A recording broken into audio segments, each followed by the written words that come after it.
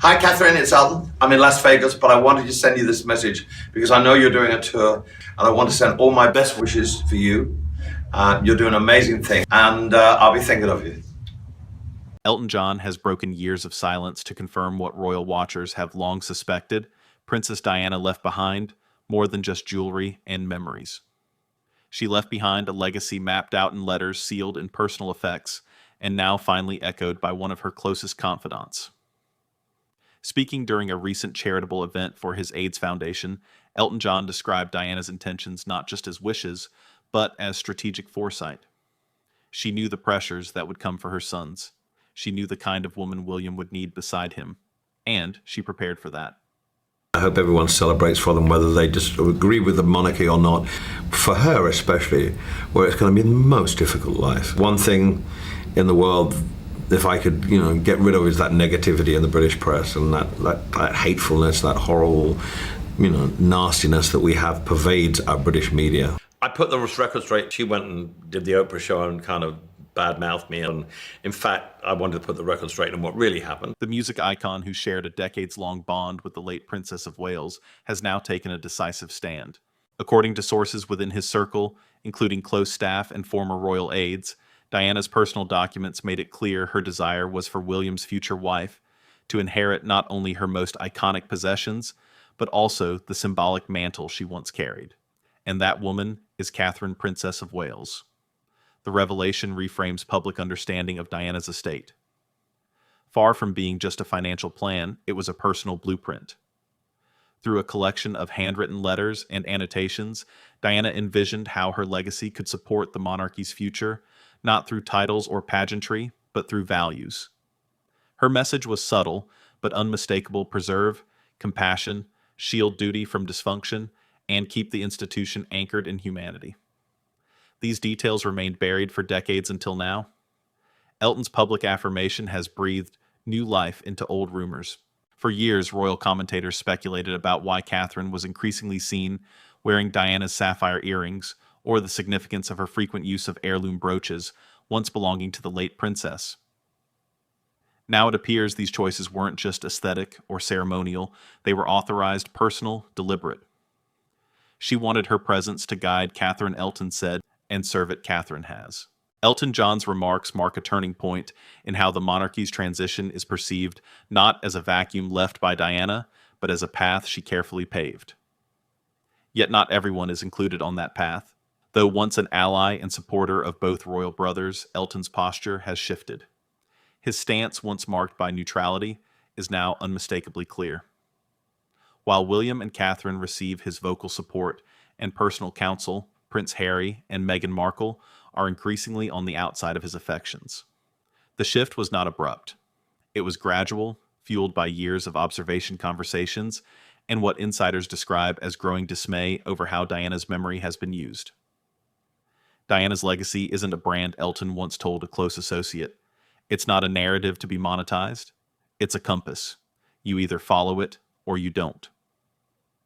In the early days, Elton stood shoulder to shoulder with both brothers. He attended William's wedding in 2011 and performed for Harry's in 2018. When the Sussexes came under fire for their environmental positions while using private jets, Elton defended them publicly. He even offered his villa in Nice as a sanctuary for the couple in 2019. But something changed. According to royal biographers and Elton's own memoir entries, the turning point came around 2023. Tensions grew after the release of Harry's memoir and the serialization of Elton's own autobiography in a tabloid Harry disapproved of. Behind the scenes, conversations grew strained, public appearances together dwindled, and then came the silence. Elton's absence from key Sussex-linked events didn't go unnoticed, nor did his lack of involvement in Meghan's various ventures, including the Netflix series Pearl, which was once rumored to involve Elton's husband, David Furnish. According to industry insiders, that collaboration fizzled amid creative clashes and unspoken concerns. By 2024, royal watchers noted a pattern. Elton was no longer present in the Sussex orbit. No invitations, no endorsements, no defense. Instead, his voice amplified elsewhere. In an interview with the Daily Mail, Elton praised William and Catherine for balancing duty with dignity. He spoke warmly of their hands-on parenting, their commitment to causes like mental health and early childhood education, and their grounded lifestyle. He aligned himself with Prince William's Earthshot Prize and Catherine's Center for Early Childhood. Two initiatives, he said, reflect Diana's humanitarian instincts without theatricality or division. The contrast was not accidental. It was pointed. And while he never mentioned Meghan by name, Elton's words carried unmistakable weight. Diana fought to keep the monarchy humane, not hollow. She wanted it to adapt, not fracture. And she feared what would happen if the spotlight became more important than the service. His commentary came just as royal. Insiders revealed that Catherine would soon gain access to Diana's private archive letters, photos, and notes meant to prepare her for queenship. Among the items were handwritten reflections Diana had penned in the final months of her life, including meditations on love loss and public pressure. These documents, combined with the transfer of iconic jewelry, paint a clear picture Catherine was always meant to be more than a consort. She was to be a custodian of Diana's emotional legacy. And now, as whispers about King Charles's health intensify, Catherine's role becomes not just symbolic, but central. From a future princess to a future queen, she carries more than a title. She carries a trust, one defined not by public expectation, but by private conviction. And standing quietly behind her, still lighting the path, is the voice of Diana, now echoed by the man who knew her best. As Catherine steps closer to her future role as queen consort, the symbolic handoff from Princess Diana becomes more visible and more intentional. Elton John's confirmation of Diana's wishes didn't simply stir nostalgia. It added shape and strategy to Catherine's rise. Royal observers, long attuned to subtle visual messaging, now understand that the pieces Catherine wears and the causes she champions aren't selected at random. They are part of a deliberate framework, a continuation of the quiet strength Diana once modeled. The most notable example came during the 2024 Commonwealth service at Westminster Abbey. As Catherine entered the cathedral, she wore Diana's sapphire and diamond earrings, matching the iconic engagement ring that once belonged to the Princess of Wales. Royal correspondents immediately noted the alignment. The same jewelry Diana wore on a pivotal tour of Australia with Prince Charles in the 1980s, when she first captivated the public with her warmth and vulnerability.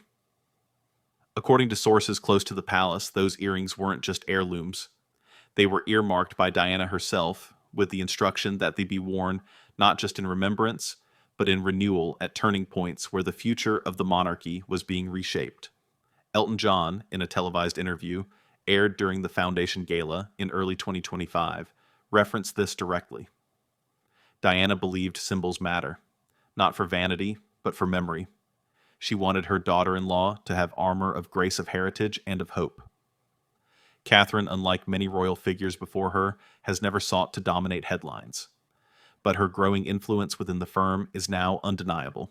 Insiders describe her as the monarchy's quiet architect, modernizing not through declarations, but through example. Her work with early childhood development, mental health, and youth programs echoes Diana's humanitarian vision, but with a steadier institutional hand. And this, according to Elton, is exactly what Diana foresaw. In letters shared confidentially with the Spencer family archivist, Diana reportedly wrote of her hopes that William's future wife would find ways to influence without confrontation. That she would be respected not just for her title, but for her consistency. Let her light come from action, not rebellion, Diana penned.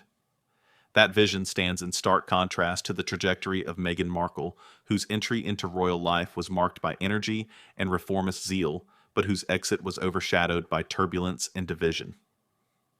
At the heart of the current shift lies a deeper story about institutional memory. Diana's legacy was once seen as fragile, a candle in the wind, flickering under palace pressures and media storm. But Elton John's recent affirmations position that legacy as foundational.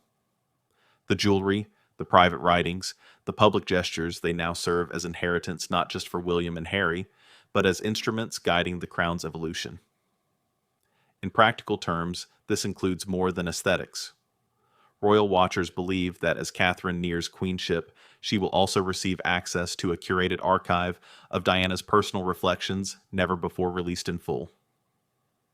These include handwritten notes on charity strategy, media relations, and emotional resilience. A palace source speaking anonymously revealed, "There are documents Diana prepared that resemble leadership training more than farewell letters. They were meant to guide, not to grieve." And guiding they are. The Duchess of Cambridge's schedule in 2025 alone reflects Diana's old playbook visiting hospice centers, unannounced engaging with displaced families without press coverage, and expanding mental health access through her foundation. She is not staging moments, she is reviving Diana's ethic of proximity. Elton John's support only amplifies the weight of this movement. He has aligned his own philanthropic work with Catherine's efforts, particularly in the overlapping areas of children's welfare and LGBTQ+ support. Their joint appearances at events once rare have become more frequent. In an April 2025 panel hosted in Edinburgh, Elton praised her ability to turn compassion into infrastructure, highlighting new child trauma recovery centers under royal patronage. But behind this visible alignment lies a quieter withdrawal from the Sussexes. While Elton John has never publicly condemned Prince Harry or Meghan Markle, his recent actions speak volumes. According to associates, he declined invitations to participate in Harry's 40th birthday documentary project and turned down requests to license music for a planned Netflix series on royal life. The reasons, though, never formally articulated, appear grounded in principle. Those close to Elton describe his growing discomfort with the way Diana's image has been invoked in commercial narratives. One friend explained, he felt Diana's legacy was being used as a script rather than a compass. That's where the break began. In contrast, William and Catherine's path has remained firmly anchored in service, something Diana cherished, but struggled to sustain alone. It's that alignment of vision between a mother's hopes and a son's partnership that gives Catherine a kind of mandate, even in the absence of formal declarations. And with Elton John stepping forward as a witness, that mandate gains moral weight. His decades-long friendship with Diana, his public tributes, and now his personal involvement with William and Catherine form a through line, a verification that what is unfolding is not accidental. It's deliberate. It's sanctioned. And it's unfolding at precisely the moment the monarchy must reassert its relevance. Whether or not the public sees these gestures as political or personal, their cumulative effect is clear. A new kind of royal legacy is taking shape, one built not on disruption, but on continuity. And at the heart of that legacy, walking silently through crowds, with Diana's sapphire glinting in the light, is Catherine, the woman who now carries not only the jewels, but the judgment to wear them well. The shift in Elton John's allegiance from a once unifying voice for both princes to a pointed supporter of William and Catherine did not occur in isolation. It emerged from a slow unraveling of trust shaped by conflicting visions of how Diana's legacy should live on. According to royal insiders and media analysts, the seeds of tension were sown during the production of Harry and Meghan's Netflix docuseries. While the early episodes emphasized emotional honesty and institutional criticism, they also drew sharp lines between the Sussexes and the rest of the royal family. Elton John, who had long advocated for mental health awareness and transparency, initially sympathized. But, as later episodes pivoted toward dramatized narration and revisited old feuds, his discomfort reportedly grew. A friend of Elton's, quoted in a Sunday Times profile, recalled, he felt the tone shifted from healing to dividing, from storytelling to spectacle. By the time Prince Harry's memoir surfaced in 2023, containing a vivid account of a disagreement over Elton's own book serialization, the fracture had widened. Harry described a conversation in which he confronted Elton over the decision to publish excerpts in a British tabloid he loathed. Elton, for his part, believed the media strategy was professional, not personal. Their mutual misunderstanding, two men trying to protect Diana in conflicting ways, would become symbolic of their divergence. Observers noted that Elton's once steady presence in the Sussexes' lives grew sparse. He no longer offered his villa. He declined to speak publicly on their behalf. And perhaps most tellingly, his absence from Meghan's brand launch events in California, events once expected to feature celebrity allies, spoke volumes. What changed wasn't just opinion, it was conviction. In Elton's view, Diana's legacy was not meant to be disruptive, it was meant to be redemptive. The People's Princess, as she was known, sought to bridge worlds, not burn them. Her compassion, while fierce, was rarely confrontational. Elton had seen firsthand how she used her presence to soften hard spaces, to bring empathy to institutions that often lacked it. He feared that Meghan's public approach, however well-intentioned, risked turning that legacy into a platform for perpetual grievance. That concern reached a peak during the 2024 Oscars. Meghan and Harry, seated with industry executives, reportedly hoped to network around upcoming content focused on royal dynamics. Elton, a regular at the event, was notably absent. Close sources confirmed he had received an invitation. He simply chose not to attend. Shortly afterward, a GB News report quoted a longtime friend of Elton's, "He's not angry. He's disappointed. He just doesn't recognize the spirit Diana stood for in some of these choices." In parallel, Catherine's star was rising, not in celebrity circles, but in community halls and hospital corridors. Her visits were rarely accompanied by press. Her speeches, though modest in frequency, were precise in impact. And behind the scenes, her initiatives were producing measurable results. One such effort was the expansion of the Homewards Project, a national homelessness initiative launched in 2023. Partnering with local councils and charities, the project tackled housing insecurity in both rural and urban communities. In 2025, Elton John's foundation formally joined as a strategic partner funding transitional housing centers for LGBTQ+ youth. The collaboration wasn't announced with fanfare, but to those watching closely, it was a clear signal. Elton wasn't just choosing sides, he was investing in a future that reflected Diana's deepest values. And he wasn't alone. Other voices, once silent, began to echo similar sentiments. Royal historian Tina Brown noted in an interview that the monarchy's survival depends not on spectacle, but on sustainability. Catherine's power lies in her restraint. She doesn't challenge the crown's structure. She humanizes it. That, in Elton's view, is where Diana's influence truly resides, not in defiance, but in dignity. Even in his recent musical tributes, the shift is evident. During the 2025 Royal Variety performance, Elton performed a rearranged version of Circle of Life, dedicating it not just to Diana's memory, but to the next guardians of that memory. As he sang, images of Catherine engaging with palliative care patients and young mothers flashed across the screen. It was more than a performance, it was a statement.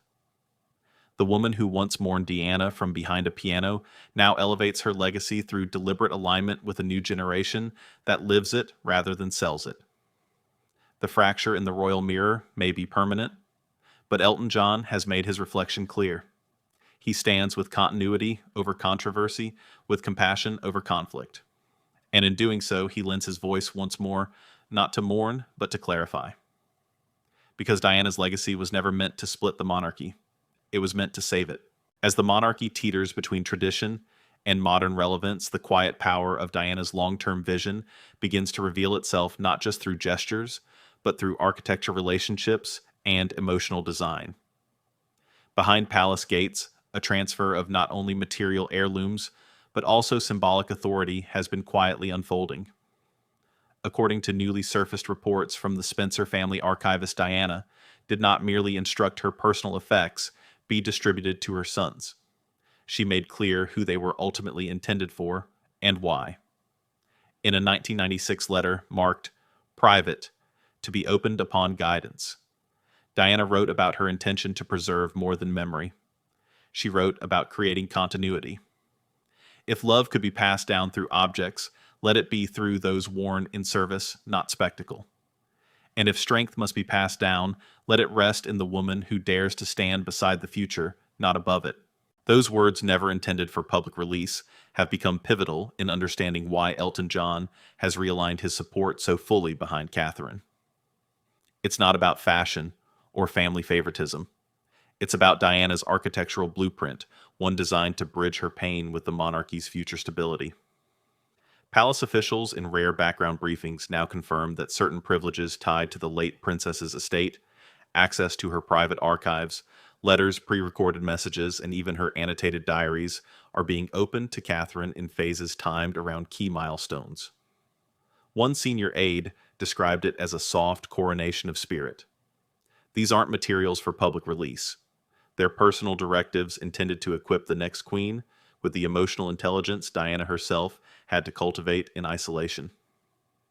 Catherine has not commented on these developments publicly, nor has the palace, but her actions have spoken volumes. In the months following Elton's remarks, Catherine doubled down on frontline engagements. She spent time in family courts, not just speaking to judges, but shadowing domestic violence caseworkers. She appeared without notice at a refugee center in Leeds, spending an afternoon listening to young mothers and their children. And most tellingly, she began organizing closed-door briefings with women's health organizations, a direct nod to one of Diana's quietest, most consistent efforts. Meanwhile, Elton John's foundation has stepped further into its alignment with Catherine's projects. In May 2025, the foundation launched the Legacy Bridge Grant, providing seed funding to community-led programs that reflect the principles Diana once upheld: dignity, safety, and access. At the press announcement, Elton made no mention of the Sussexes, but when asked directly whether Diana would be proud of the monarchy's current trajectory, he replied with calm finality, she'd be proud of the she'd be proud of the work, not the words. That subtle distinction has become a defining line in the public narrative. Media coverage has long pitted Catherine's quiet consistency against Meghan's bold public advocacy. But in Elton's framing, it's not about contrast, it's about convergence with Diana's long view. Diana didn't want her daughters-in-law to mimic her. She wanted them to learn from her. And that, in Elton's view, is what Catherine has done. A leaked memo from Diana's legal trustees, verified by multiple outlets, reinforces this alignment. Among the documents was a list titled, "For Her When the Time is Right." The list includes the original blueprints for Diana's humanitarian foundation, unpublished letters to charities in Angola and India, a sapphire-encrusted pendant meant to be worn once Catherine begins her queenly duties, a sealed video message addressed only to William's wife. These items, long protected, were not simply inherited, they were reserved, and now they are being activated. This activation coincides with internal palace recalibrations. With King Charles reducing public duties following health concerns, senior aides have begun quietly shifting responsibilities toward William and Catherine. In June 2025, the couple led 3 major international diplomatic receptions, including a climate summit that brought together Pacific Island leaders, an area Diana once championed for ecological justice. During the summit, Catherine wore a discreet silver pin previously seen on Diana during her mind-clearing campaign with the Halo Trust.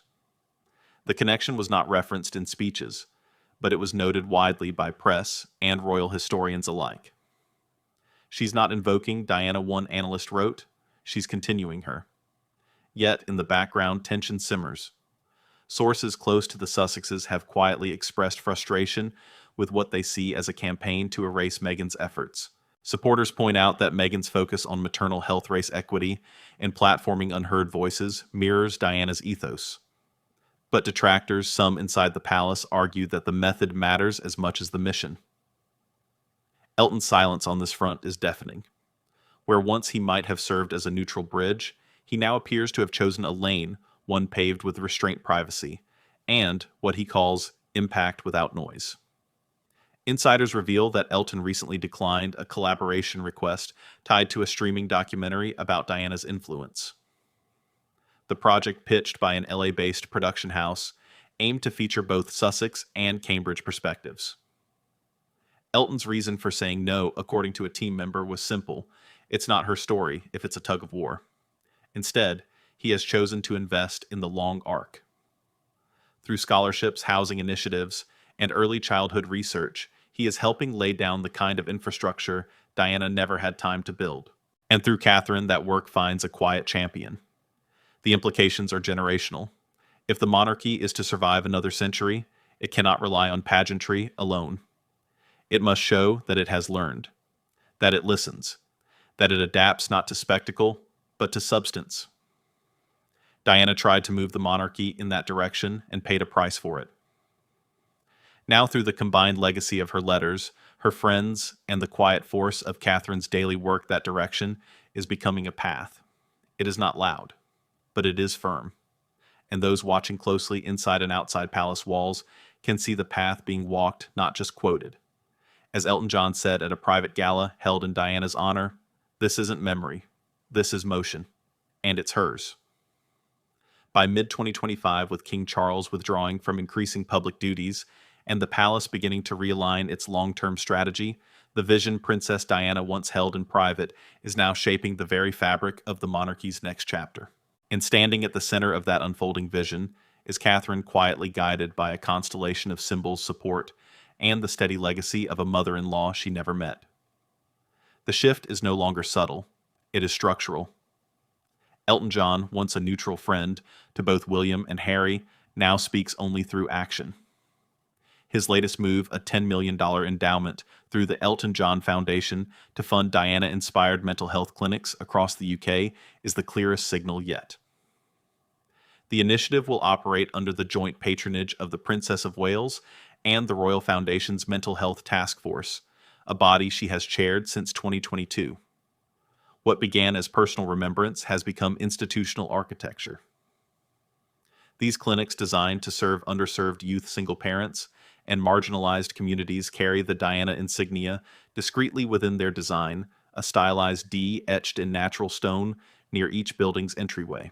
No press conferences were held for the groundbreaking. No social media campaigns were launched. Instead, the announcement came through a one-page release and a quote from Catherine: "Compassion that lasts begins with listening." It's the kind of legacy Diana had hoped for, according to her private journals, now being quietly cataloged by archivists.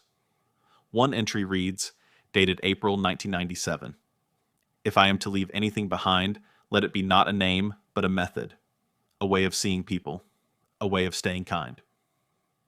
The method is now visible across multiple royal initiatives, all subtly rebranded in tone and focus. Catherine's early years program, once an awareness campaign, has become a nationwide infrastructure project, integrating early childhood education, parental mental health, and local community services.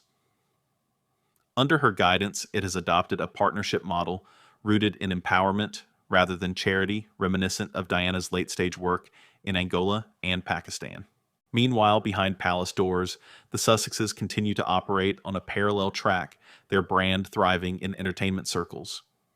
But even among their supporters, there's growing acknowledgement that the cultural narrative has shifted. Public favor, once sympathetic to Harry and Meghan's calls for change, has grown more discerning. As one BBC analyst recently put it, the public isn't rejecting activism, it's rejecting abstraction. Catherine's approach feels tangible. That tangibility, visible in new housing units, healthcare access, school programs, has reframed what royal relevance means in a post-pandemic world. And it's reframing legacy. In early July, Elton John hosted a closed-door roundtable at Windsor with leaders from 10 UK charities once supported by Diana. Among the agenda items was a new grant fund co-administered by the Royal Foundation to support intergenerational caregiving, a cause Diana had identified in her final charitable notes. The meeting concluded with a private moment. Elton presented Catherine with a handwritten excerpt from one of Diana's final letters to him.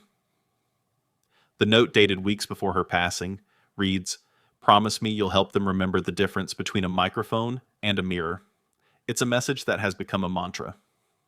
Catherine's increasing avoidance of grand interviews or global magazine profiles is not shyness. It's philosophy. Her visibility is engineered through presence, not persona.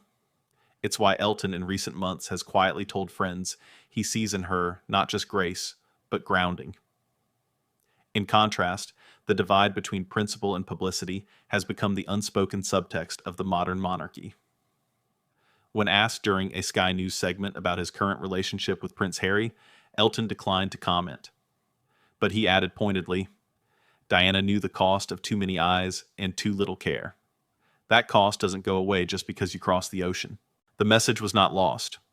Meanwhile, preparations for an eventual transition of titles are underway. Though no formal announcement has been made, legal restructuring within the Duchy of Cornwall, and administrative reforms at Clarence House indicate that the Crown is preparing for an eventual transfer of day-to-day ceremonial leadership. Catherine, for her part, has begun attending private briefings on constitutional protocol previously reserved for reigning consorts. This move, confirmed by palace aides, is both symbolic and strategic. Symbolic because it fulfills Diana's long-view plan that the woman who would help shape the next generation of monarchy would be equipped not just emotionally, but institutionally. Strategic because it allows the monarchy to evolve without rupture.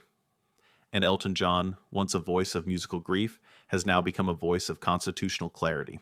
His latest appearance at the Royal Philanthropy Summit in Edinburgh was accompanied not by performance, but by documentation.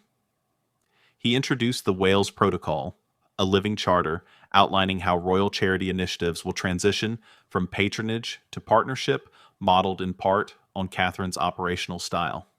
It is the clearest evidence yet that the new monarchy won't simply survive scandal, it will outgrow it. In the final minutes of his remarks, Elton addressed a room of NGO leaders, faith representatives, and royal historians. Diana changed the way we looked at power. Catherine is changing the way power looks back at us. The applause was long, quiet, and complete. No declarations were made, no photos released, but those in the room understood. This is what legacy looks like when it grows up. As the world continues to speculate on what comes next for the monarchy, one truth is increasingly clear: Diana's wish was never for loyalty. It was for lineage not of blood, but of vision. That vision now walks beside Catherine. It speaks in Elton's measured affirmations, and it resonates in the lives touched not by titles, but by trust. A sapphire gleams on her finger. A method glows in her movement, and a crown, though not yet worn, has already begun to shift.